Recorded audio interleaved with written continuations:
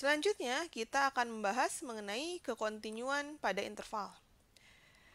Fungsi f(x) itu dikatakan kontinu pada interval buka a, b, kurungnya kurung biasa, itu bila f(x) kontinu pada setiap titik di dalam interval tersebut.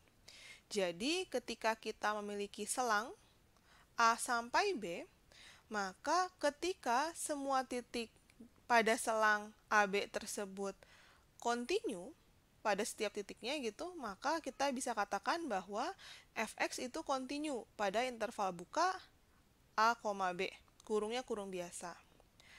Sedangkan f(x) itu kontinu pada interval tutup a, b, di sini kurungnya kurung siku, artinya dia kontinu dari mulai titik A-nya ikut, sampai titik B, B-nya ikut.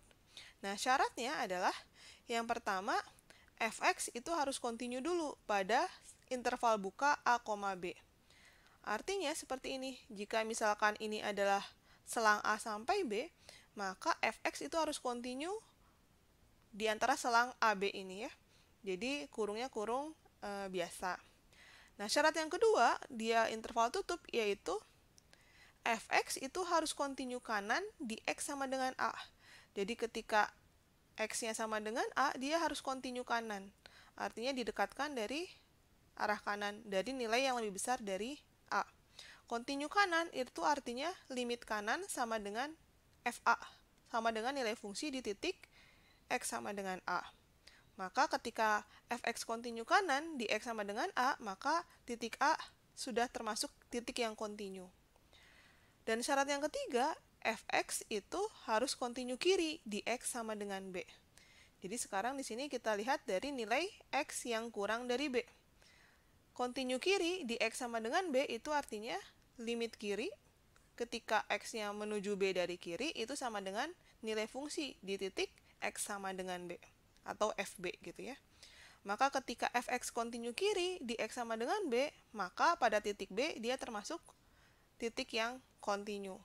Maka kita bisa lihat bahwa f(x) itu kontinu pada interval tutup a sampai b kurung siku itu ketika dia kontinu pada selang AB, pada interval buka AB, kemudian dia kontinu kanan di x sama dengan A, dan dia kontinu kiri di x sama dengan B.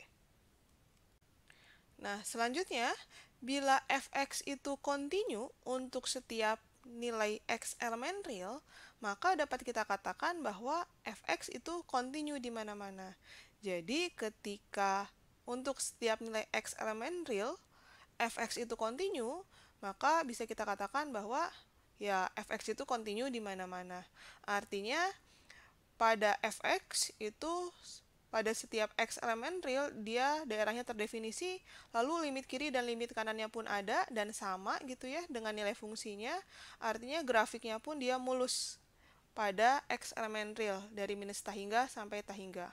Maka ketika grafiknya mulus dari minus tahingga sampai tahingga, atau pada x elemen real, maka f(x) itu kontinu di mana-mana.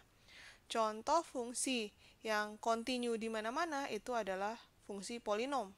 Karena domainnya itu adalah di x elemen real, dan dia tidak ada loncatan atau daerah yang kosong di mana-mana ya. Grafiknya adalah grafik mulus.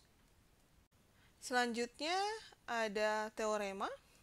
Yang pertama, fungsi polinom itu kontinu di mana-mana. Jadi pada fungsi polinom kita tahu bahwa domainnya adalah di x elemen real. Maka grafiknya itu mulus dari minus tahingga sampai tahingga.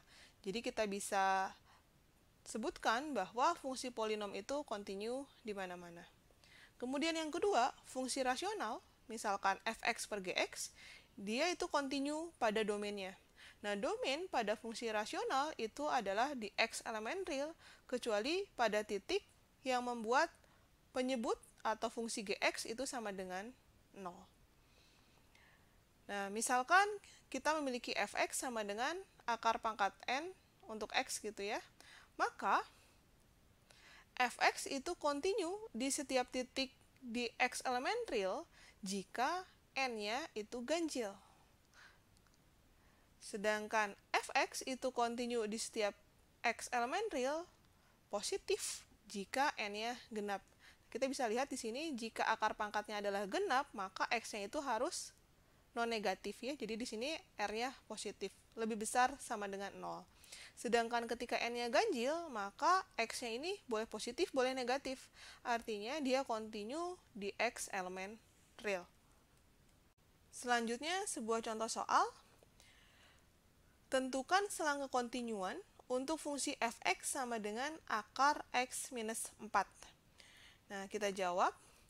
Berdasarkan teorema, diketahui bahwa f(x) itu kontinu pada domainnya.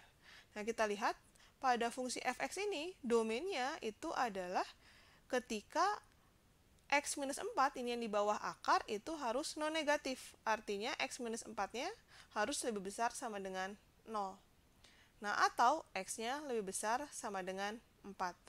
Nah, kita bisa mengecek pada titik ujungnya, yaitu pada x sama dengan 4. Apakah dia kontinu kanan di x sama dengan 4? Kenapa kontinu kanan? Karena di sini kan x-nya lebih besar sama dengan 4. Berarti kita cek dari arah kanan, dari arah nilai x yang lebih besar dari 4, apakah f(x) kontinu di titik x sama dengan 4.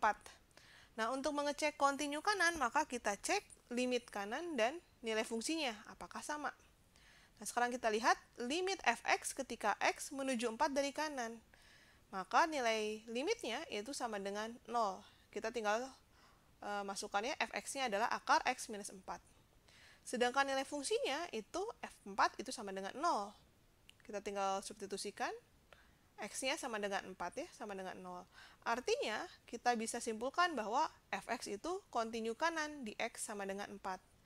Maka, selang kekontinuan pada fungsi f(x) sama dengan akar x minus 4 itu adalah dari 4 sampai tahingga. 4-nya ikut ya, kurung siku. Sekian materi mengenai limit dan kekontinuan. Berikut adalah referensi yang bisa kalian pelajari dari buku Purcell, Stewart, dan Thomas.